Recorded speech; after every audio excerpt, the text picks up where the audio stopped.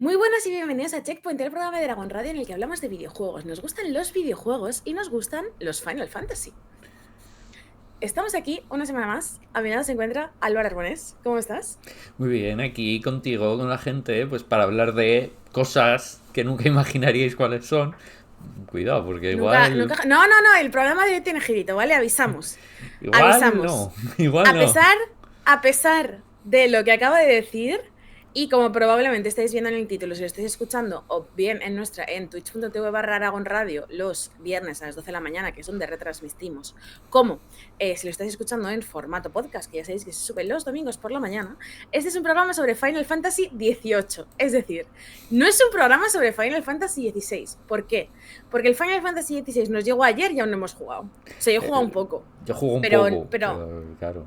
pero no hemos jugado todavía, ¿vale? Entonces, aún así queríamos hablar de Final Fantasy y nos ha parecido una manera interesante, graciosa, extraña, todo al mismo tiempo, de plantear el programa. Os lo contamos más adelante. Antes que nada, lo tradicional, lo de siempre, preguntarle a Álvaro a qué ha estado jugando esta semana y preguntarte al chat también. Evidentemente, preguntaros al chat a qué habéis estado jugando. A ver, está jugando al embargo que hablaremos la semana que viene, que me está flipando y Sí. es el mejor juego de su género particular, nicho particular, desde un juego de hace más de 20 años. Eh, Sí. Literal. Eh, sí, o sea, sí, no sé cómo, o sea, es que es muy difícil sin decir qué es, porque es una cosa un poco Sí. específica, pero sí. Dentro de su subgénero particular, es el mejor juego que he jugado desde un juego que jugué hace 20 años, ¿vale? O sea, esto es así. Es Vale, en plan de. Y esto vale, es así, y ya os comentaré la semana que viene más. Después de eso, vale. pues está siendo el Next Fest en Steam. Y están saliendo pues muchas demos muy guapas. Así que estoy jugando sobre todo pues demos. Y pues voy a comentar algunas. Seguramente la semana que viene os comentaré bastantes más, ¿vale? Os voy a comentar las que más me han flipado de momento. Y la verdad es que se han venido ya algunas cosillas bastante chulas. Porque, cuidado, es verdad, también tengo otro embargo que tampoco os puedo hablar. Que también Paula tiene ese embargo y tampoco puede hablaros. Entonces tenemos dos Sí, embargos y no nos podemos hablar de los que os sí. O hablaremos. sea, he estado jugando a otro de los juegos de los que os hablaré la semana que viene y luego he estado jugando a otro embargo que también tengo, que no es para la semana que viene. De hecho, me da un poco de pena que no vaya a entrar en temporada por la fecha en la que se levanta el embargo, porque es un juego del que me apetecería hablar, creo que es peculiar. Y he estado jugando a Pikmin. Estaba jugando a Pikmin porque, bueno, hubo un Nintendo Direct hace unos días en el cual pues enseñaron cositas nuevas de Pikmin 4, el mejor juego de todos los tiempos y probablemente el mejor juego del año. O sea, tengo tantas ganas de Pikmin, no tiene ningún sentido. O Normal. sea, Pikmin para mí es como, no sé, o sea, es una saga que yo sé que no tiene como tanto predicamento, sobre todo a día de hoy, porque es una saga como muy peculiar, que ha tenido como sus entregas muy esparcidas por el tiempo y demás. Pero es una saga que a mí me fascina. Y el otro día, en el Nintendo Direct, fue un Nintendo Direct un poco de refritos y de ports y no sé qué. Pero sacaron el mejor port, que es el de Pikmin 1 y 2, para Nintendo Switch. Lo cual quiere decir que vamos a poder jugar en la misma plataforma. Esto yo creo que no había pasado nunca antes prácticamente, con la excepción de la Wii U, que sí que se podían jugar el 1, el 2 y el 3. Podemos jugar a Pikmin 1, Pikmin 2, Pikmin 3 y podremos jugar a Pikmin 4 en la misma plataforma. Es decir, si nunca habéis Sí. jugado al juego de las plantitas monas de Nintendo, podéis jugaros toda la saga. Me parece bastante increíble. Y efectivamente, pues me lo voy a comprar también cuando salga en físico, porque, a ver, ¿sabes? O sea, pues la Yo vida es espero a así. que salga en físico porque el precio en Sí. digital me parece un poco abusivo. Entonces voy a A ver, esperar yo a. entiendo que es el precio el que están sacando los remasters ahora Nintendo, más o menos ya me lo esperaba. Pero bueno, por otro lado, entiendo que para la gente que no se haya acercado nunca a la saga y que a lo mejor pues no quiere sacar la Wii del cajón o la GameCube del cajón para jugar a los Pikmin, porque no sé qué, además en reventa de segunda mano están bastante caros, yo que sé, muchas movidas. Bueno, pues me alegro de que exista. Entonces, en ese sentido, sí que creo que hubiera sido como más agradecido un pack con menos precio, los juegos individuales creo que hubiera sido a lo mejor una estrategia mejor para convencer a la gente a jugar a unos juegos que ya de por sí no son ultra populares, pero simultáneamente, pues bueno, pues entiendo que el esfuerzo está ahí, aprecio que lo hayan hecho y espero que Pikmin 4 venda todas las copias que existen, o sea, básicamente. Sí. Entonces, he estado haciendo eso y luego el resto, pues es un poco los juegos de los que usted me habla, es que no puedo hablar de absolutamente Sí. nada. La semana que viene nos resolveremos varias incógnitas frente a esto, que al menos creo que eso está Sí. guay. Pero antes de pasar al chat, voy a comentar las demos que he jugado. Sí, sí, comenta las demos, comenta las Las demos. demos, porque hay una sobre todo que hay que hablar de The Cosmic Well Sisterhood, no solo porque la hagan nuestros amigos, Vale, sí, no solo porque lo hagan nuestros amigos de The Construct Team, claro, efectivamente, sino sino porque es la porque leche. está guaparda. O Claro, sea, yo no he jugado la demo porque yo ya había jugado esta demo antes y me arrepiento un poco porque claro, como habéis jugado todos la demo, o sea, yo la jugué así como con embargo y demás, ¿no? Entonces, claro, en su momento yo no pude compartir las cartas que hice. Y ahora claro. veo las capturas de pantalla de todo el mundo haciendo cartas de tarot y pasándoselo bien con las brujitas y me da envidia.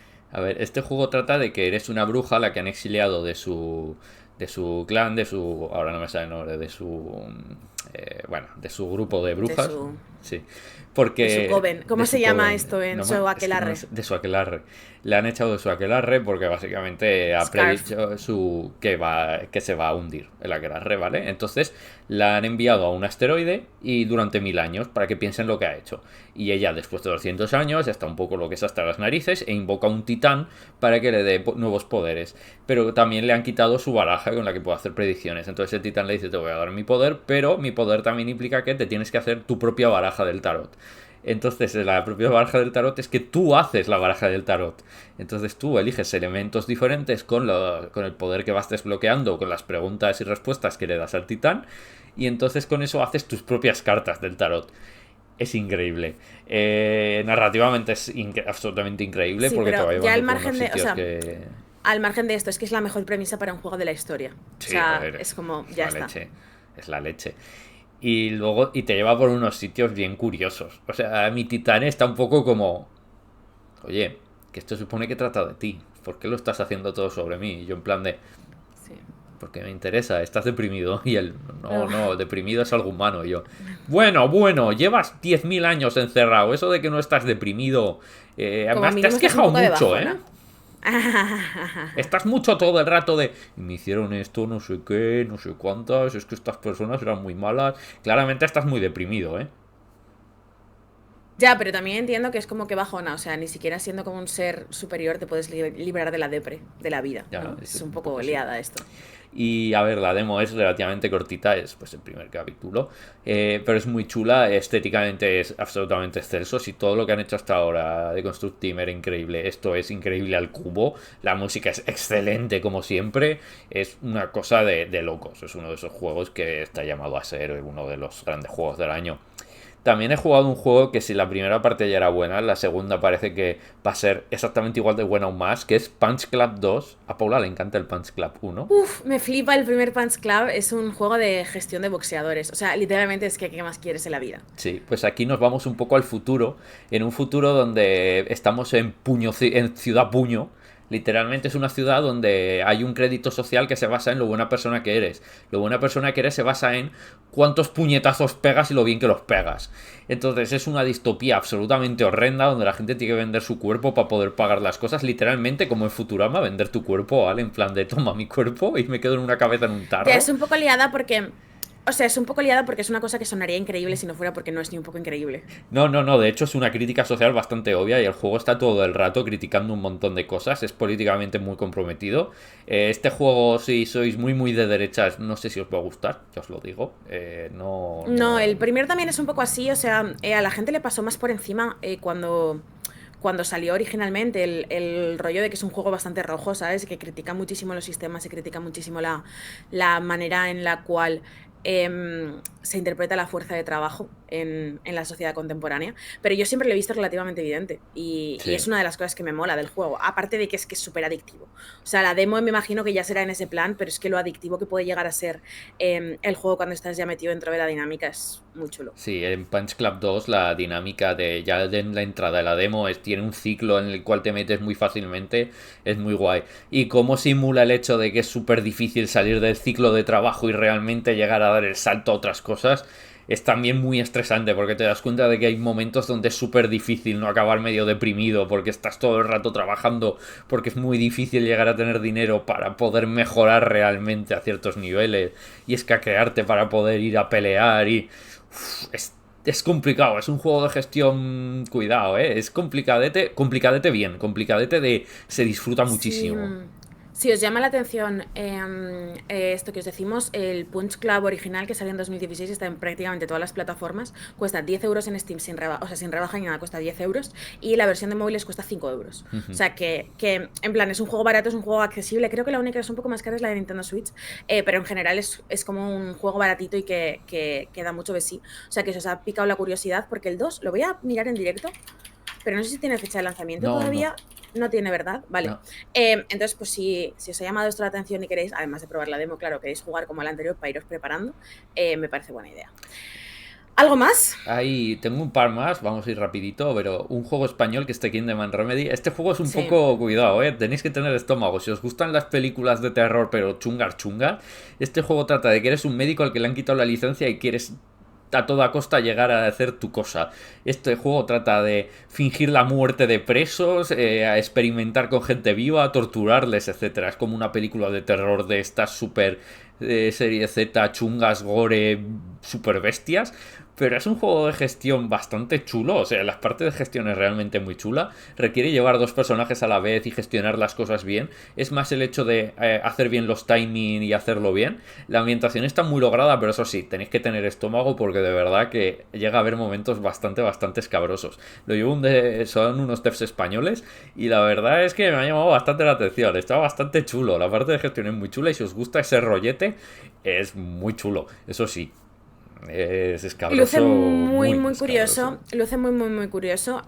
Sí que es verdad que tiene gore. O sea, lo que pasa es que al no ser en primera persona, a mí el gore se me aplaca un poco con eso, pero aún así no parece que vaya a ser un juego como que te vaya a dejar buen cuerpo, ¿no? Entonces igual hay que tener eso en Eh, cuenta. 100%. Pero tiene una pinta muy llamativa. Entonces, en ese sentido, pues mira.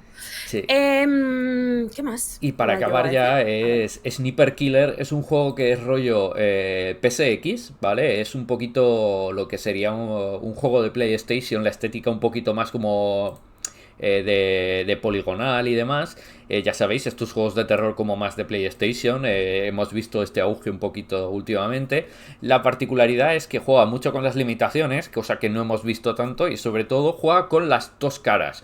Por un lado, a veces controlamos al Sniper Killer titular, o sea, al asesino del rifle francotirador, y por otro lado jugamos también con las víctimas del Sniper Killer. Entonces, por cada segmento del Sniper Killer, luego jugamos con una de persona que está investigando los asesinatos del Sniper Killer, que va a ser asesinada por el Sniper Killer. Entonces, las partes del Sniper Es muy, son muy, muy curioso.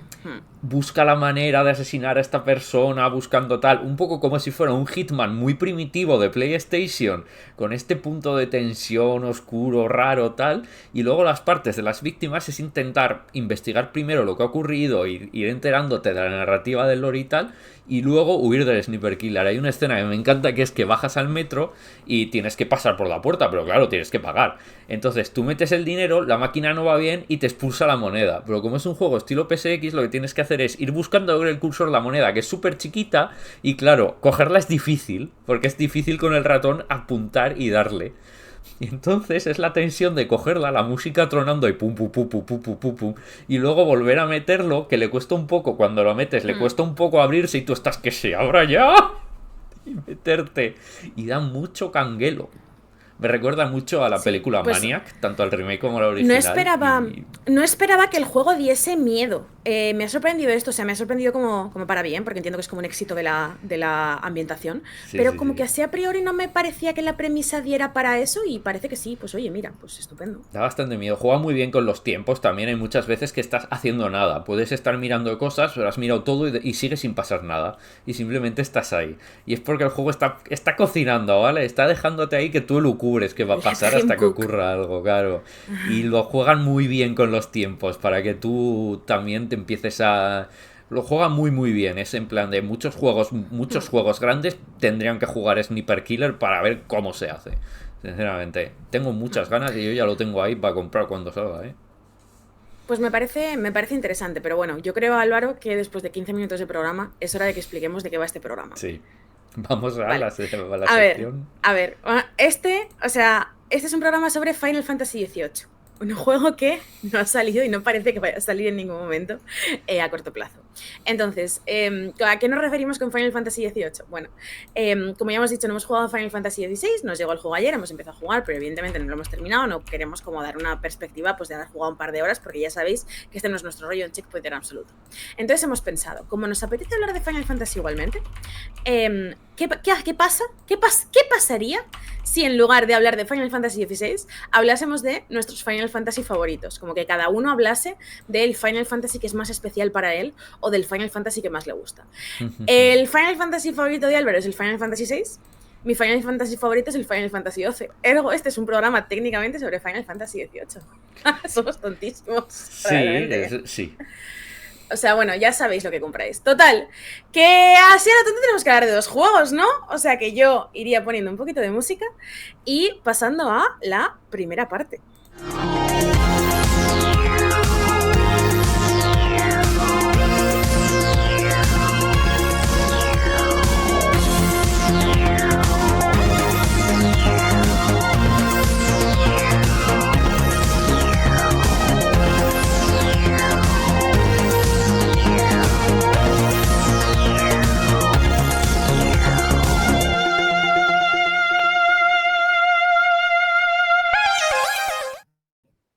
Así que Álvaro, hoy arrancas tú.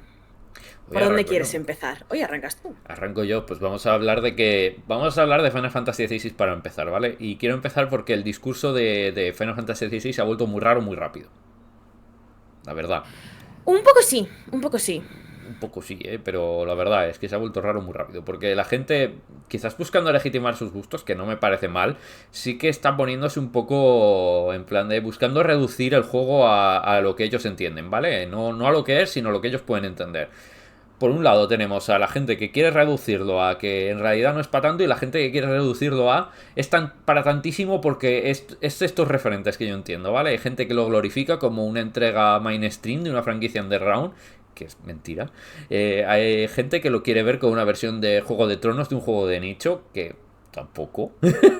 Hay gente que quiere verlo como el giro oscuro de una saga wholesome. No.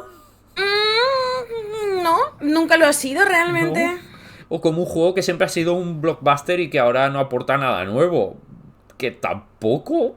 No Sí, exactamente. es extraño. O sea, yo entiendo que. O sea, entiendo la manera en la cual ha habido como. No sé cómo decirlo. Como una mezcla de circunstancias que han llevado a la gente a pensar eso. Pero simultáneamente es que no es así como funciona. O sea, no Claro, sé. Sí que creo que el discurso está un poco envenenado así claro. a largo plazo. Entendemos por qué la gente puede pensar estas cosas de Final Fantasy, pero ninguna es verdad, ni siquiera que sean blockbusters, de verdad. Final Fantasy blockbuster es algo que ha pasado 3 veces en la historia de Final Fantasy, ¿vale? No es la norma, ¿vale? Entonces, especialmente si hablamos de Final Fantasy, hay que pararse y hablar de cada uno en específico y entender cada cosa. Y especialmente si hablamos de mi Final Fantasy favorito, o teniendo en cuenta que quizás no tengo un Final Fantasy favorito, sino varios favoritos. Pero bueno, Sí, si yo hay que también, o elegir sea, uno, al final ha sido más bien una cosa de, no sé cómo decirlo, de escoger cuál es el que es más especial, ¿sabes? Tengo muchos Final Fantasy favoritos, por ejemplo, el 7 es uno de mis favoritos, pero el 7 no es un juego que me guste de manera especial, yo creo que el 7 me gusta como a todo el mundo, ¿no? Entonces, sí, en ese sentido, pues eso, como que creo que era más sencillo, más guay hacerlo de esta manera. claro, podría escoger el 4, si no también, que también me flipa. Entonces es como, bueno, es uno que me resuena especialmente, bueno, es que todas las cosas que se pueden decir de Final Fantasy XVI son cosas que se podrían discutir también sobre un juego que ocurrió 10 entregas antes, que es Final Fantasy VI. No lo había pensado así, pero vale, me parece bien. Es que Final Fantasy VI y Final Fantasy XVI tienen muchísimas cosas en común en muchos términos. Luego tienen muchas cosas que no se parecen, pero sí que tienen muchas cosas en común. Para empezar, se parecen en que ambos se despegan bastante de lo que es un juego, de lo que supone que es un Final Fantasy clásico. También se parecen en el hecho de que son juegos oscuros en franquicias que la gente cree que no son oscuras. Son juegos que son blockbuster, muchas comillas, dentro de que de una franquicia que se supone que no hace blockbusters y son juegos más dentro de populares dentro de lo que no lo son. Final Fantasy VI también está influenciado por una serie de corrientes y influencias que son más mainstream dentro de lo que cabe, etcétera. Entonces son juegos que se tienen parecidos, pero también para Final Fantasy VI demuestra que Final Fantasy XVI no es que sea, wow, es que está influenciado por Juego de Tronos o es que es un giro oscuro. Bueno, es que estas cosas ya estaban. Y vale, ¿qué ocurre con Final Fantasy XVI, con Final Fantasy VI? Que es algo que vamos a hablar ahora, ¿vale? Vale. Final Fantasy VI tiene una peculiaridad y es que es el primer Final Fantasy, digamos, que, bueno, o es el último Final Fantasy que es, digamos, grande sin ser el juego de masas que soy, ¿vale? Antes de que Final Fantasy fuera un juego de masas.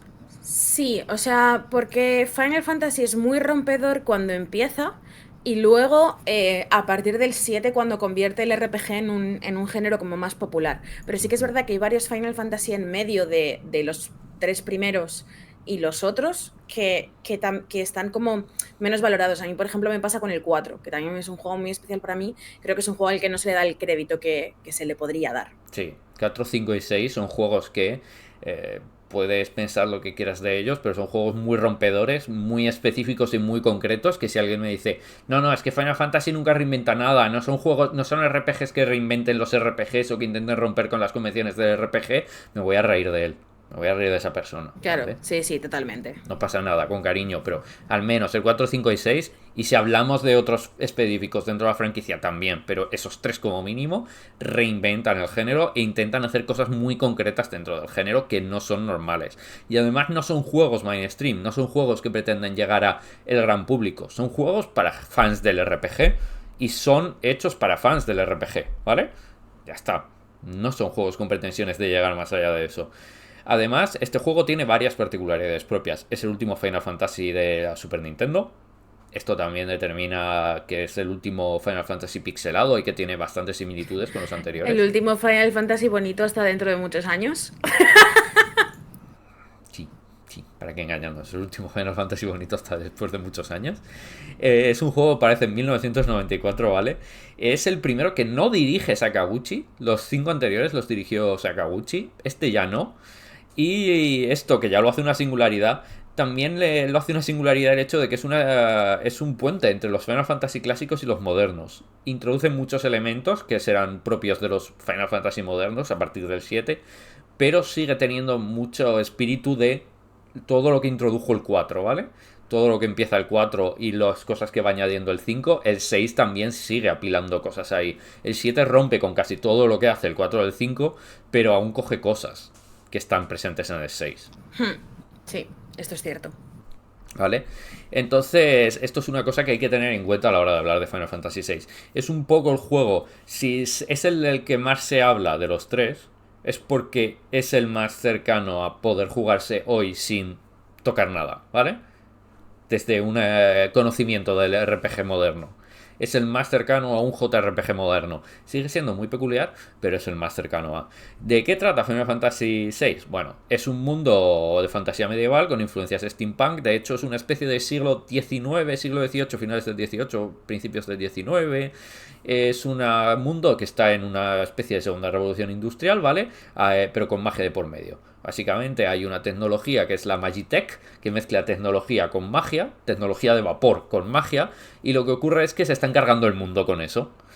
Entonces, hay ciertas zonas del mundo. Nunca se habló de este tipo de cosas en Final Fantasy, no sé de qué me estás Nunca, hablando. jamás. Esto es algo que solo ha ocurrido en Final Fantasy XVI.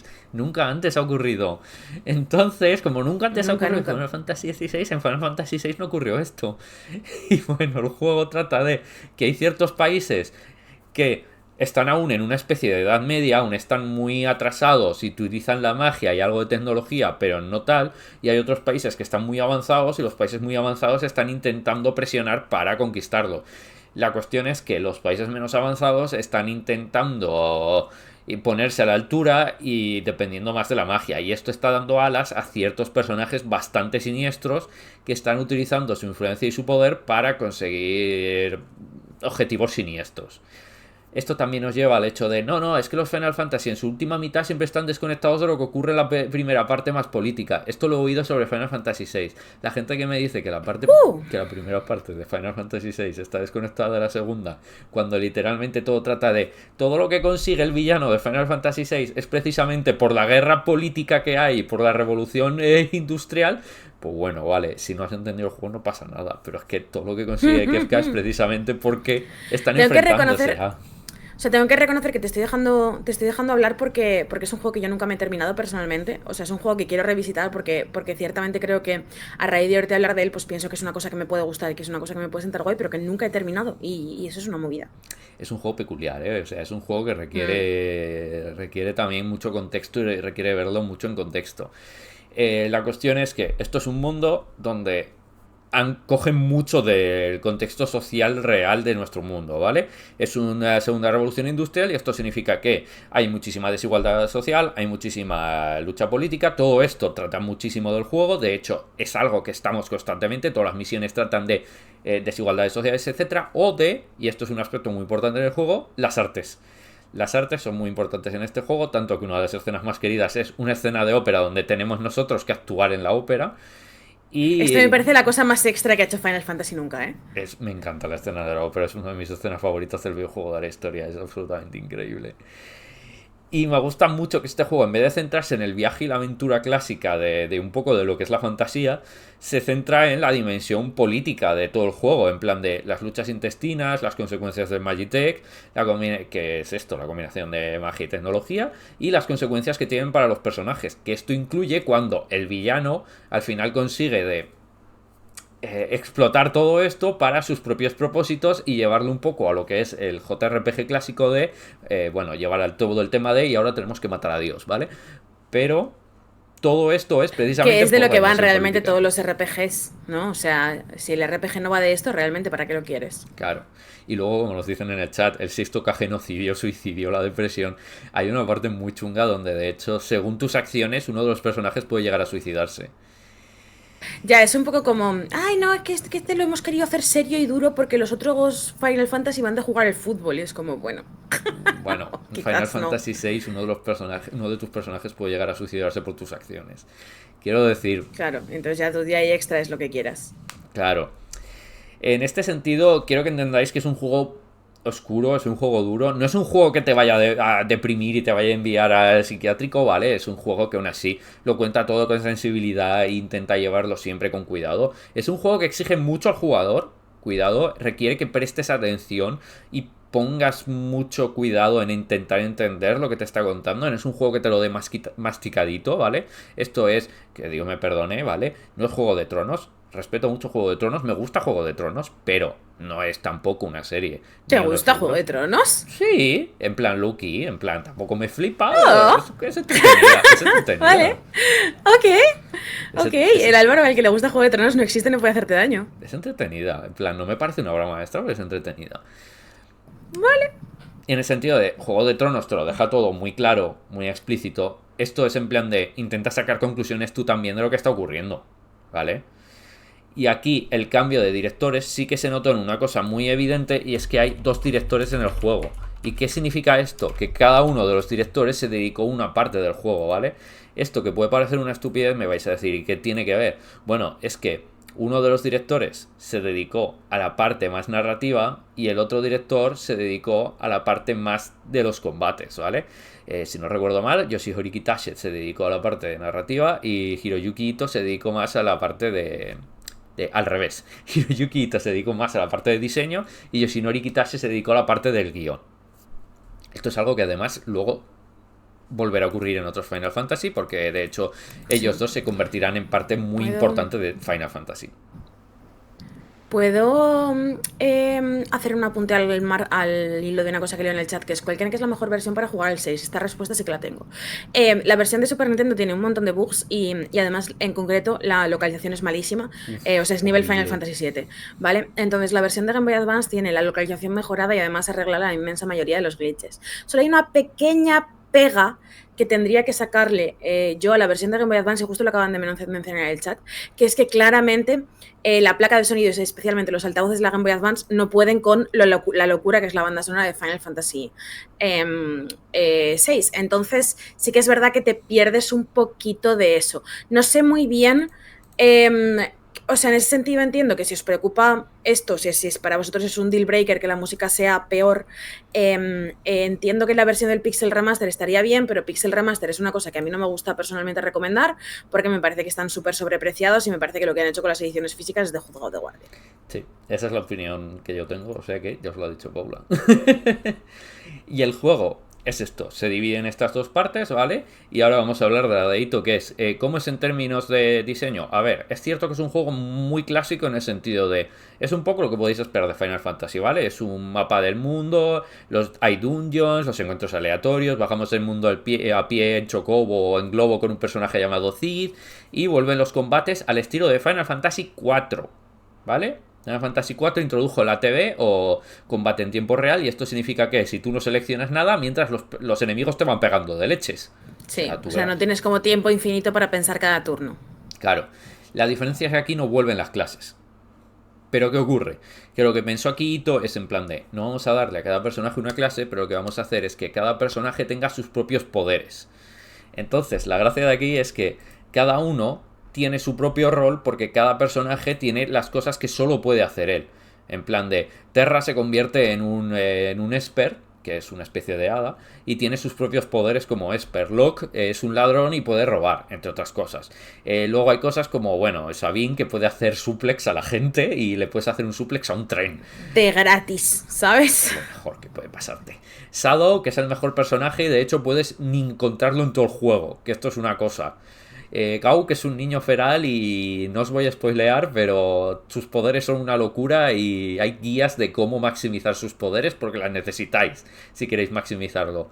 Estragos, que bueno, también es un tema, maximizar sus poderes, etcétera, etcétera, etcétera. Ah, bueno, y creo que es el único Final Fantasy en el que hay un Moguri jugable. Es el único. Creo que sí. Creo que solo esto le hace ganar 300.000 millones de puntos, ¿eh? Que es el monísimo Mog.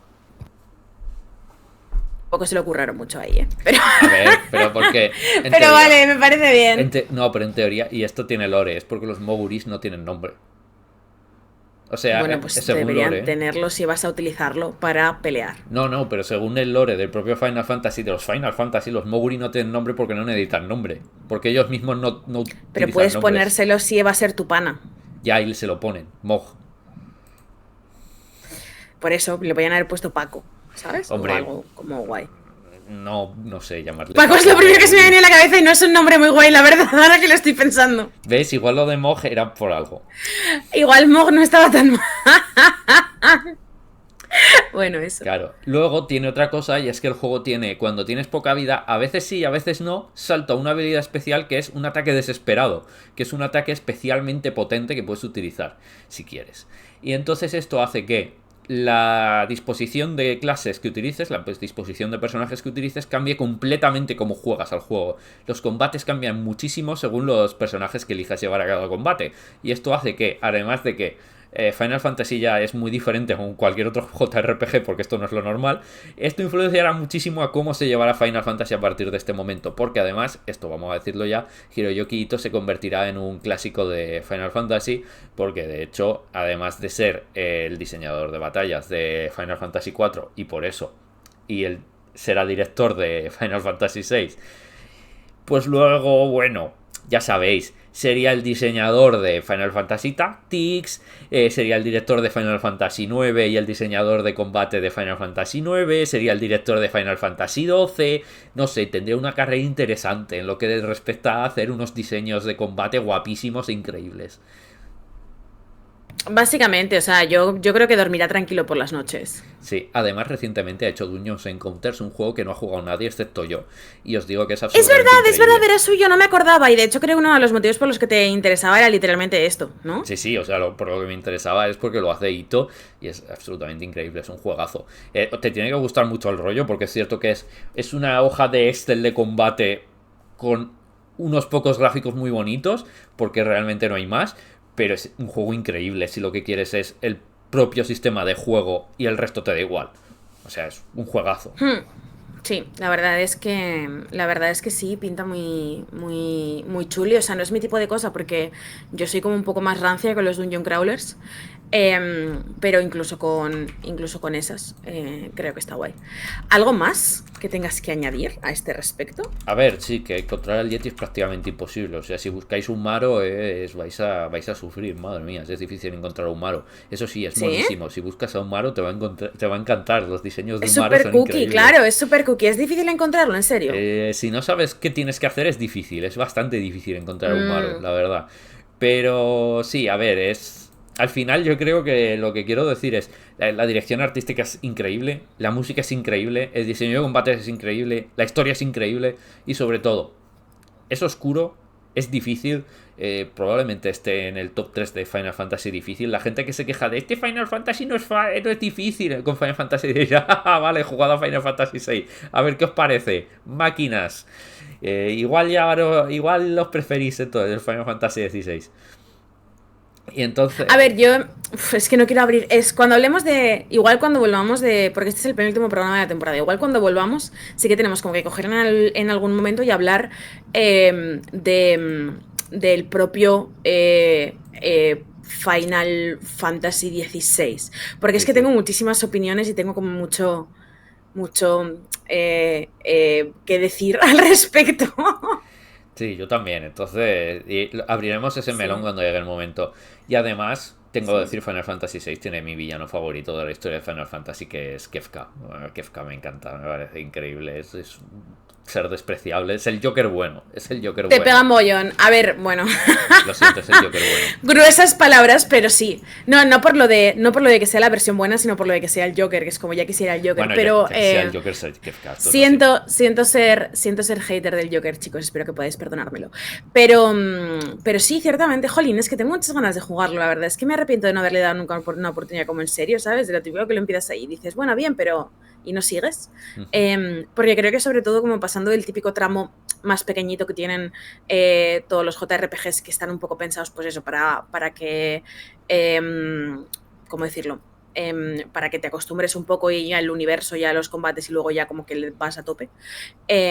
Pues no sé, suena que es un juego que me gustaría. ¿Tú crees que es un juego que me gustaría? Yo creo que si entras con la actitud, es un juego que te gustaría. Es un juego que es eso, es clásico en el sentido de tal, pero tiene aún elementos ya más modernos. Eso sí, sigue siendo un juego que por mucho que la gente pretenda que es como un mega blockbuster, un juego súper moderno, no sé qué, no lo es.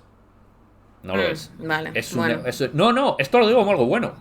Esto lo digo como algo por Sí, lo que te sí, va a sí, sí, gustar. sí, lo entiendo, pero es una cosa que o sea, como que yo creo entiendo que está guay para tener en cuenta. Claro, es un JRPG en el sentido de lo que son de verdad los JRPGs, para la gente le gustan los JRPGs en el sentido, no es un juego de sencillito, tal, va, no, es un juego que requiere que pongas atención, prestes atención, dediques esfuerzo y hay veces que te va a poner en situaciones donde tengas que hacer esfuerzos y pelear de verdad y hacer tal y ponerte a buscar cosas, ¿vale? Es un JRPG para gente que de verdad le gusta el JRPG. No es un Final Fantasy VII en el sentido de gente que no le gustan los JRPGs, le puede gustar Final Fantasy VII. Esto te tiene que gustar el género. Vale. Bueno, pues me parece ciertamente una buena recomendación y como hemos dicho, es que no he probado la versión de los Pixel Remaster, entonces no os puedo decir si como que merece la pena. Entiendo que sí, a pesar de que no me gusten mucho los Pixel Remaster. Es que la UI es Pero terrible. si tenéis acceso a la versión de Game Boy Advance, la versión de Game Boy Advance es buena salsita también. Sí, Simplemente lo dejo ahí y os lo digo para que lo sepáis. Habrá que seguir para adelante, ¿no? sí, porque lo que tenemos. Porque me toca un poco hablar de un juego interesante. Así que si te parece, volvemos a poner un poquito de música y vamos para allá.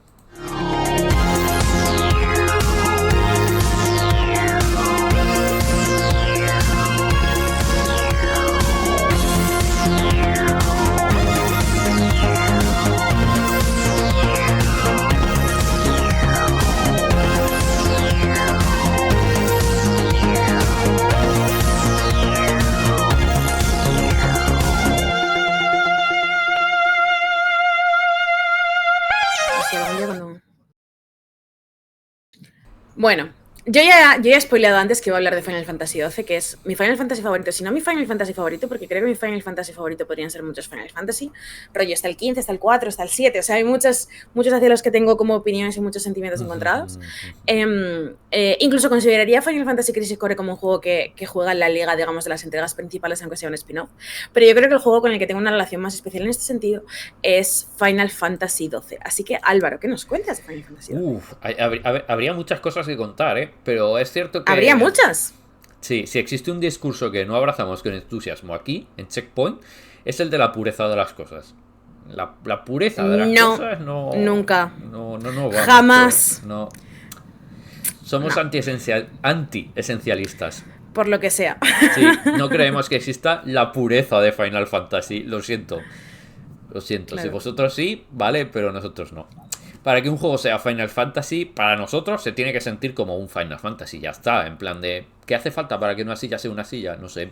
Que se sienta una silla. No necesito darle una taxonomía. Ya está. No Hmm. necesariamente necesita tener un determinado sistema de combate, unos determinados personajes, un determinado estilo. No, es lo que tiene que sentirse es Final Fantasy. Ya está. Si se siente Final Fantasy, es Final Fantasy. Nada más. Eso no quita que seamos conscientes de que para muchos fans no sea así. ¿Vale?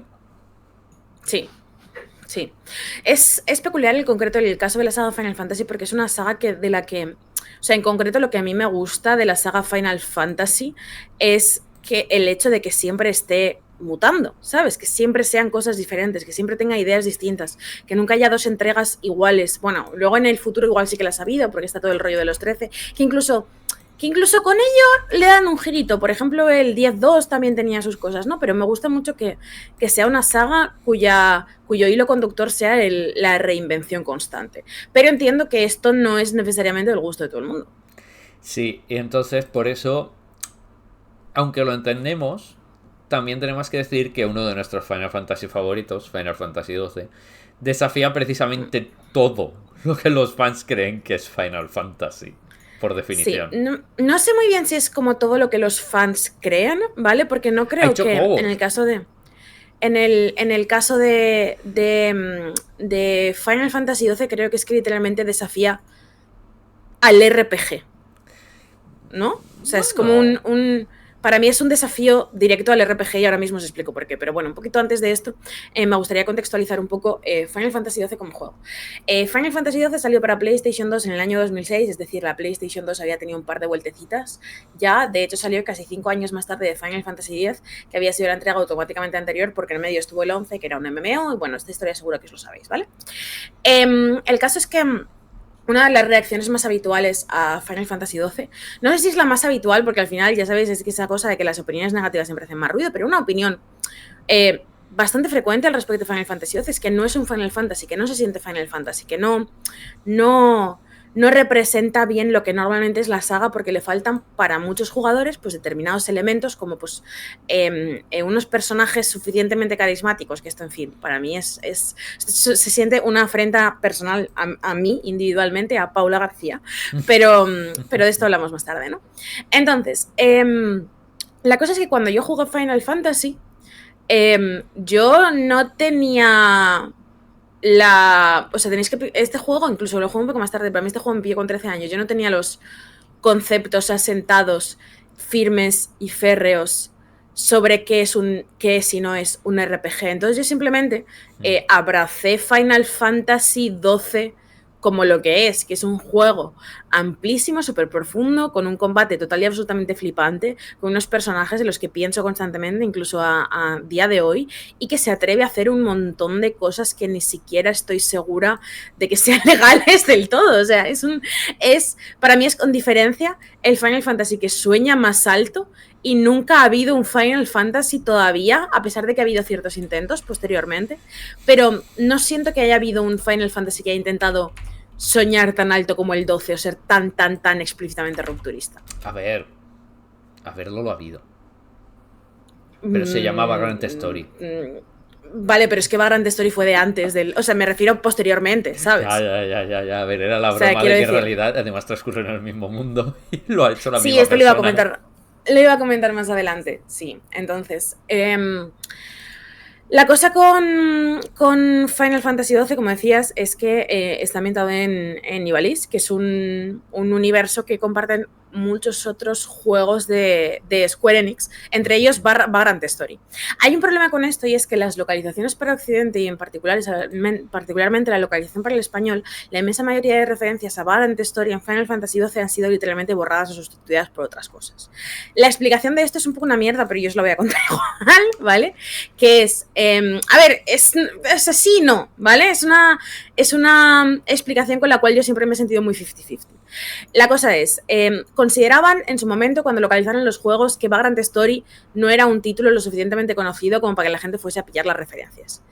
Era cierto, porque era cierto que Vagrant Story no era un título lo suficientemente conocido como para que la gente realmente fuese a pillar de esa manera las referencias, pero simultáneamente no se siente bien hacer eso con un juego. O sea, no me gusta que no haya entendido las referencias, no porque no haya entendido las referencias, sino porque un señor entendió que en ese momento yo no iba a entender las referencias, porque cuando tomas decisiones basándote en esto, en pensar que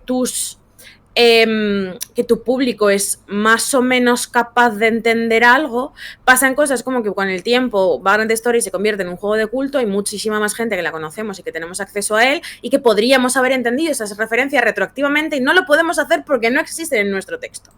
Y lo cual es bastante horrible, porque sí, no tiene ningún sentido y sobre todo es una falta de respeto para tus propios creativos. Estamos hablando de que Ivalice claro. no solo transcurre en Vagrant Story y Final Fantasy XII, también es el universo donde transcurren todos los Final Fantasy Tactics. Y además Ivalice tiene una particularidad y esto me gusta señalarlo porque mientras que casi toda la fantasía medieval transcurre en la aburridísima medieval, la edad medieval germánica, aburridísima edad medieval germánica, Ivalice está inspirada en la increíble, absolutamente increíble edad medieval mediterránea. Entonces es como lo de borrarla me parece horrible. Claro, o sea, es un problema, o sea, digamos que entiendo las decisiones...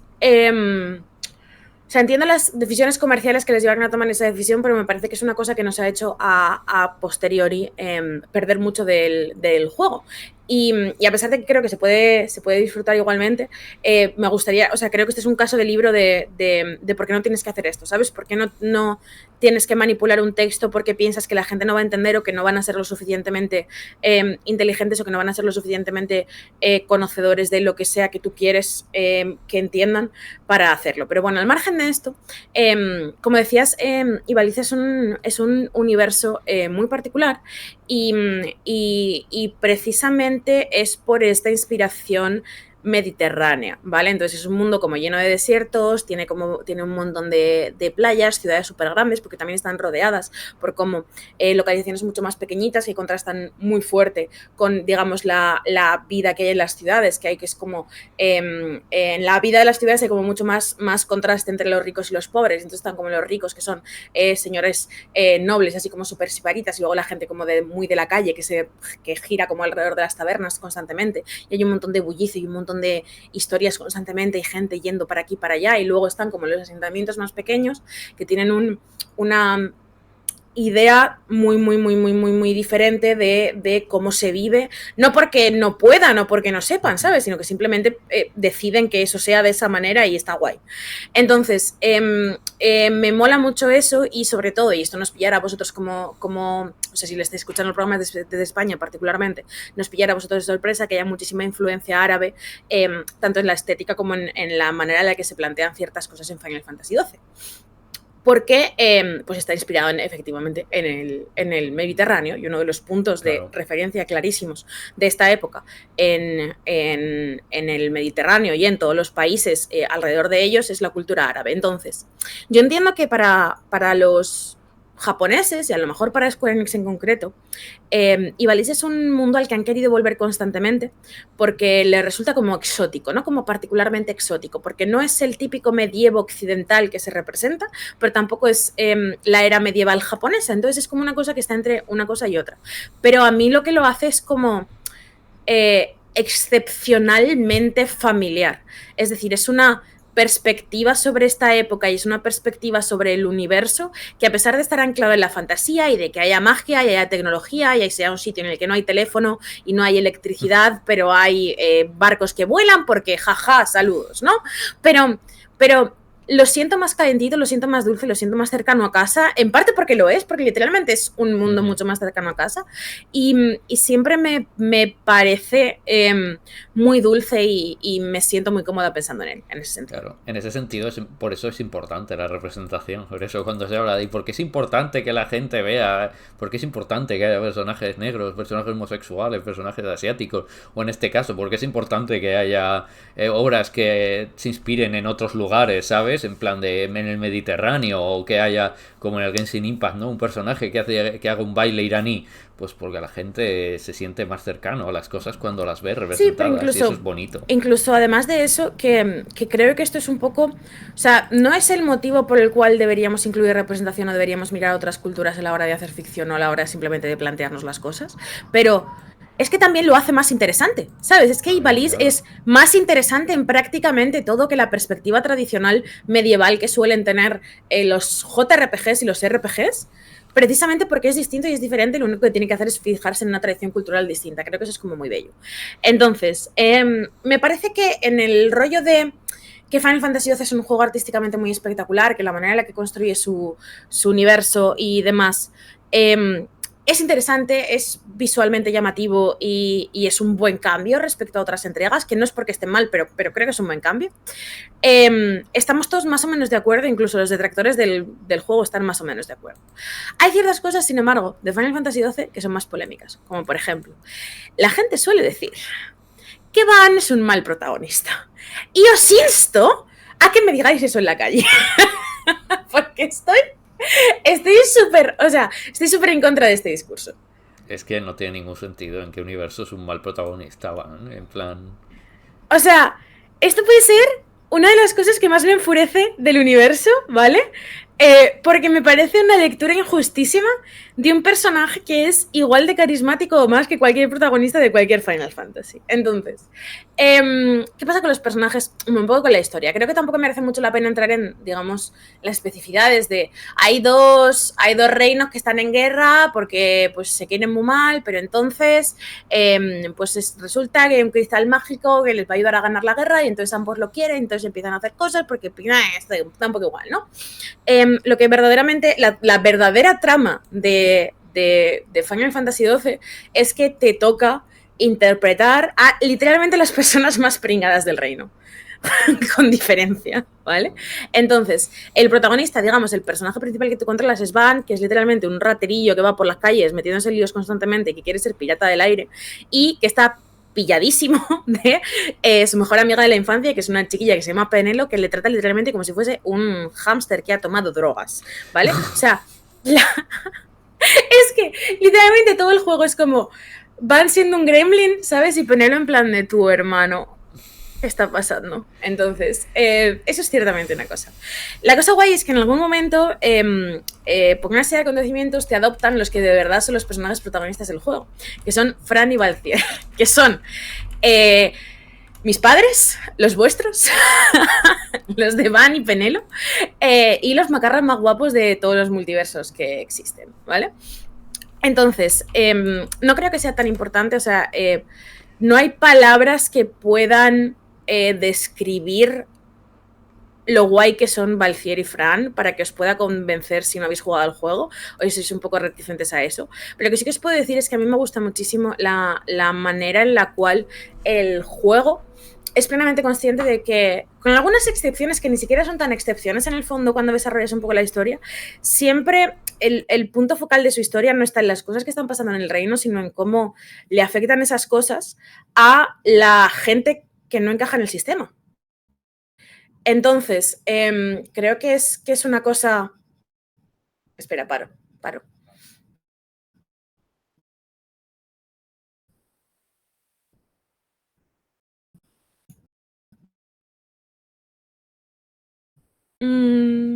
Vale. Vale, un momento. Un Ya, momento. estoy. No os preocupéis por mí. Vale. Ya estoy, yo ya he muerto. Vale, un segundo. Pausa táctica, ¿vale? Espera un segundo que apunto un momento. ¿Cuándo ha sido esto?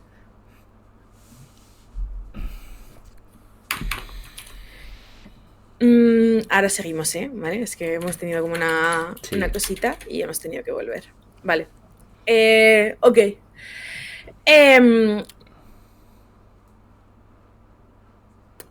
¿Qué estaba hablando yo? Ni siquiera.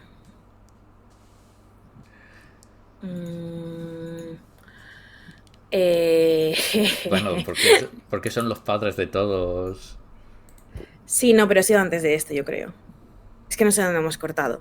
Bueno, da igual.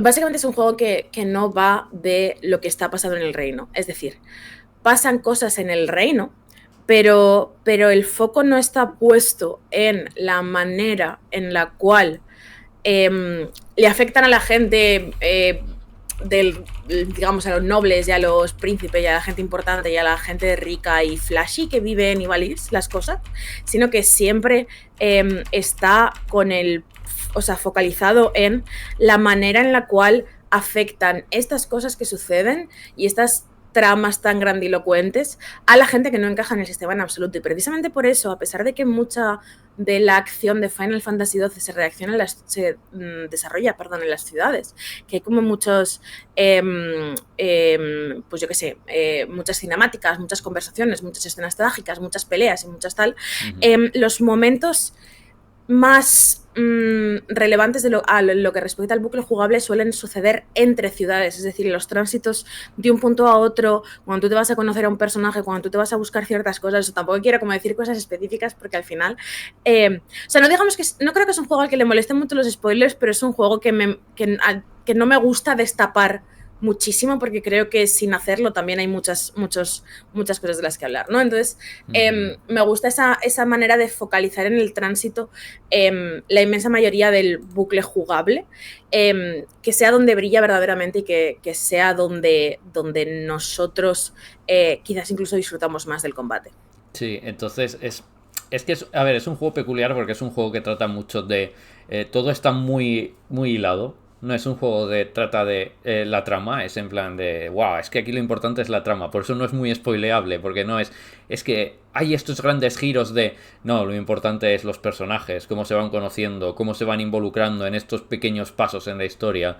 Cada cosa que ocurre en la historia no es un gran paso, es los pequeños descubrimientos, cómo vamos descubriendo el mundo, cómo se van conociendo entre ellos.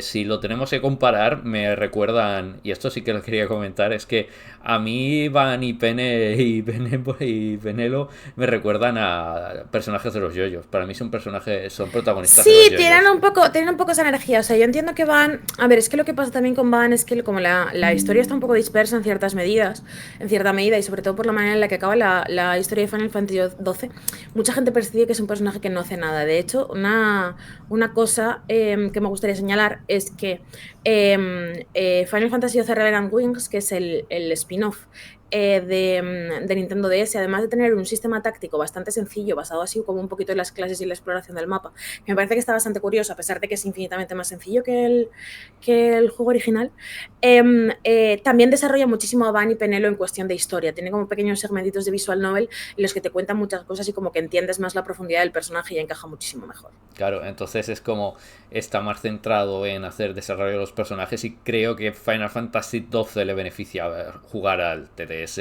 Entonces es bueno.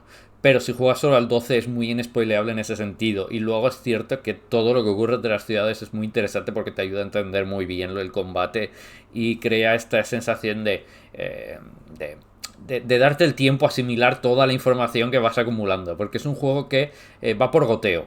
No es que te dé una cantidad masiva de información de golpe, sino que te la va dando poco a poco, pero tan poco a poco que no te das cuenta, pero necesitas procesarla. Entonces esto de ir haciéndolo es, vale, te hemos dado mucha información en relativamente largo tiempo, pero aún así necesitas procesarla. Toma, vete al campo a pelear y a hacer tus cosas, y mientras las vas procesando, Sí, mientras haces tus cosas con los gambits. Totalmente es esto, sí, 100%. Que quería cerrar un poco hablando precisamente de los Gambit, tanto porque es un sistema de combate que creo que es muy llamativo, como porque creo que es la parte en la cual podemos entender perfectamente Final Fantasy XII tanto como una respuesta a, a Final Fantasy X, como entrega anterior de la saga, como una respuesta al estado en el que está el JRPG y el RPG en ese momento. Y eso es lo que me parece inteligente y lo que me parece que te vuela un poco el coco, ¿vale? Esto yo en su momento evidentemente no lo entendí porque no había jugado tantos RPGs y no sabía tanto de la tradición del RPG, pero claramente lo entiendo ahora y es por lo que el juego nunca se me agota, es decir, no es como, bueno, pues lo juegas igual, ya no me gusta tanto como siempre, no, cada vez que lo juego me gusta más porque soy capaz de entender todavía más lo importante que es lo que hace. Entonces, básicamente, el RPG es un género que siempre ha apuntado muy alto.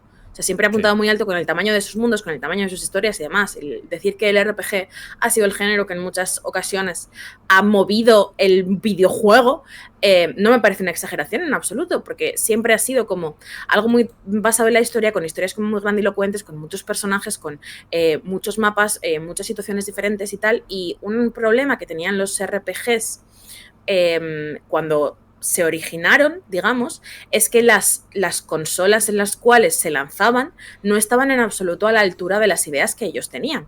Entonces pasan cosas como que para alargar determinados juegos o para establecer tensión narrativa o para extender ciertas dificultades, había secciones repetitivas, encuentros aleatorios, una serie de recursos que con el tiempo la mayoría de jugadores resentimos un poquito. Entonces, Final Fantasy XII es un juego que se da cuenta de eso, pero no solo se da cuenta de eso, sino que se da cuenta de que Final Fantasy X hace esto constantemente. Es decir, Final Fantasy X es un juego que para mí podría haber sido una obra maestra total y absolutamente atemporal, pero que a día de hoy me cuesta mucho recomendar única y exclusivamente por las estructuras de RPG añejo que tiene, es decir, 1000 combates aleatorios cada 2 pasos, pero si te los saltas no puedes levear y entonces no puedes ir a los combates y pasártelos holgadamente y entonces tienes que volver atrás y pasarte 5 horas dando vueltas mientras matas señores hasta que te puedes enfrentar con este bicho. El ir de aquí para allá y de allá para aquí porque no puedo hacer un mapa extra, porque no me cabe en la consola, entonces no sé qué. Tiene un montón de cosas de esas que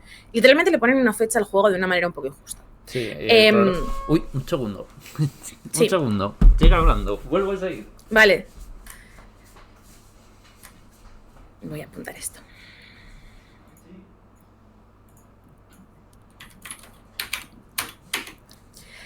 Entonces, básicamente lo que pasa con Final Fantasy XI es que genera un sistema. No es el primer juego en digamos, elaborar una respuesta en el sentido al grindeo, elaborar una respuesta a los combates aleatorios, porque esto es una cosa que se estaba explorando ya desde hace muchísimo antes, como por ejemplo Suicoden ya tiene un auto-battle que es relativamente útil en ciertas circunstancias, y muchos otros juegos que han probado pues eso, pues combates automáticos, opciones para reducir los encuentros, opciones para aumentarlos si lo necesitas, moldear la dificultad de esa manera, pero digamos que no hemos llegado, a día de hoy creo que tampoco hemos llegado a un sistema perfecto en ese sentido, creo que hay como varias cosas ahí que hay que pulir.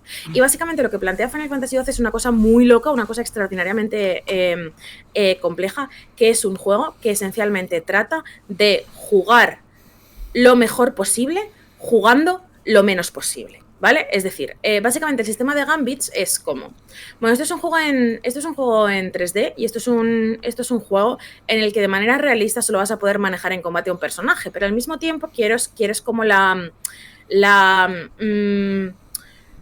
sensación clásica de los juegos en los cuales todo el mundo tenía o sea, como tenías tu party con tus personajes que ibas poniendo y quitando según te los encontrabas o según te gustaba y demás. Y para mantener esta sensación, esencialmente lo que hace Final Fantasy XII ha sido establecer el sistema de los Gambits, que es, tú puedes manejar a un personaje, o si quieres, de hecho, puedes no manejar a ninguno, pero bueno, digamos que tienes un personaje principal y puedes establecer una serie de programación de qué manera, o sea, es que literalmente es un juego de programar, parece una tontería, pero en el fondo es un juego de programar, de qué manera reaccionan ante ciertas situaciones. Por ejemplo, hay una muy mítica que es la de poner, si te faltan objetos, lo que puedes hacer es poner que Fran robe al enemigo más cercano siempre que empieza un combate.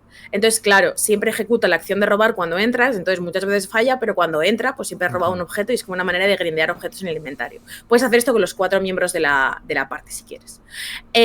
Entonces, jugar bien a Final Fantasy XII no va de saber cuándo tienes que elegir cada ataque o cuál es la debilidad de este enemigo.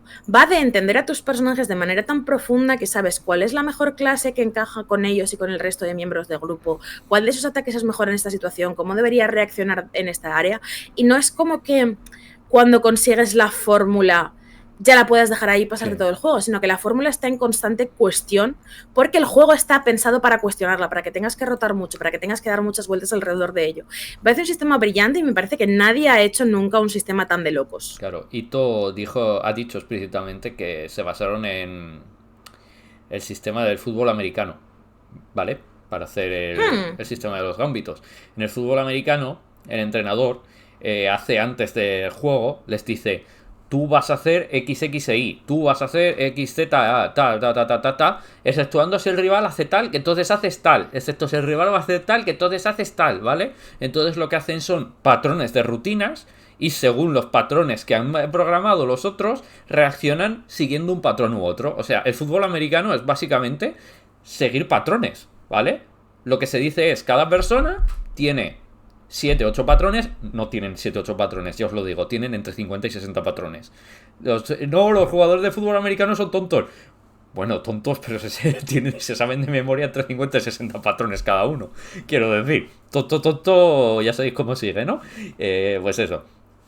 Y el sistema de Gambits está basado en esta idea de coger y decirle a tus personajes: haz esto basándote en estos conceptos. Y el juego creo que funciona muy bien cuando, en vez de pensarlo como no, es que yo quiero un RPG clásico, que es entonces, pues juégate a tus RPGs clásicos, que no pasa nada, siguen ahí. Dices: voy a probar esta cosa que es nueva y que es una idea muy chula, y te das cuenta de funciona como un tiro. Es increíble. Sí, está muy bien. Entonces, claro, y luego ya hay como muchas utilidades del sistema. Por ejemplo, si tienes a 3 personajes de tu party bien hechos, pero hay uno que no funciona de nada, se empiezan a morir, tal. O sea, es que creo que genera sensaciones muy concretas, muy especiales y muy guays. Es un juego en el que te puedes literalmente quedar a vivir. O sea, hay tantas combinaciones posibles de gambits de todos los personajes con distintas clases, que incluso habiendo jugado el juego un montón de veces, siempre acabo encontrando una nueva manera de hacer una cosa que ya había hecho. Y me parece que hay mucho valor en eso, y que incluso, aunque a lo mejor incluso en Square se han planteado un par de veces si esta era la vía a seguir, y si no han seguido por ahí, por algo sería, es que me parece que es un juego que ya solo por eso tendría valor, pero es que además está revestido de un montón de cosas tan absolutamente icónicas y tan agradables que no sé, no puedo no querer este juego con todo mi corazón. Sí, yo Final Fantasy VI y Final Fantasy XII son los dos juegos que reivindicaría como los dos grandes Final Fantasy, que quizás son menos reivindicados de manera constante.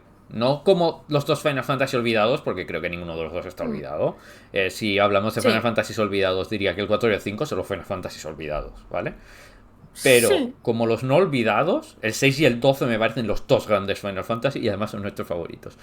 Entonces, cuidado. Así que si me decís: Álvaro, elige los mejores 4 Final Fantasy, ya los he dicho, ¿vale? 4, 5, 6, 12. Esos son los 4 Final Fantasy. Efectivamente. Hace falta de jugar al 16 y que os pueda decir más cosas. Efectivamente. Entonces, pues os contaremos del Final Fantasy XVI en cuanto podamos. Seguramente la semana que viene ya os contemos un poquito de qué nos ha ido pareciendo y tal, pero a lo mejor para un programa propio hay que esperar a la vuelta de la temporada. La semana que viene es el último programa de Checkpoint hasta septiembre, así que ojito con eso y no os lo perdáis, por supuesto. Y muchas gracias, esperamos que os haya gustado este increíble programa sobre Final Fantasy XVIII. Sí. Uf, es que tremendos juegazos el Final Fantasy VI y el 12. Ahora me apetece mucho jugar al 12. Ya, ahora me apetece más jugar al 12 que al 16, pero bueno, esto también te digo que lo pondré 5 minutos y se me pasará. ¿Y al 6? Así que nada. ¿Y no te apetece ahora jugar al 6? Ya, al 6 también me apetece. Al 6 también me apetece jugar, pero es que no tengo ahora mismo. Bueno, podría conseguir una de Game Boy Advance de manera relativamente sencilla, probablemente. Total. Que pues esto ha sido todo por hoy, ¿no? Así que muchísimas gracias, como siempre, por estar aquí con nosotros y nos vemos la semana que viene. Adiós. Adiós.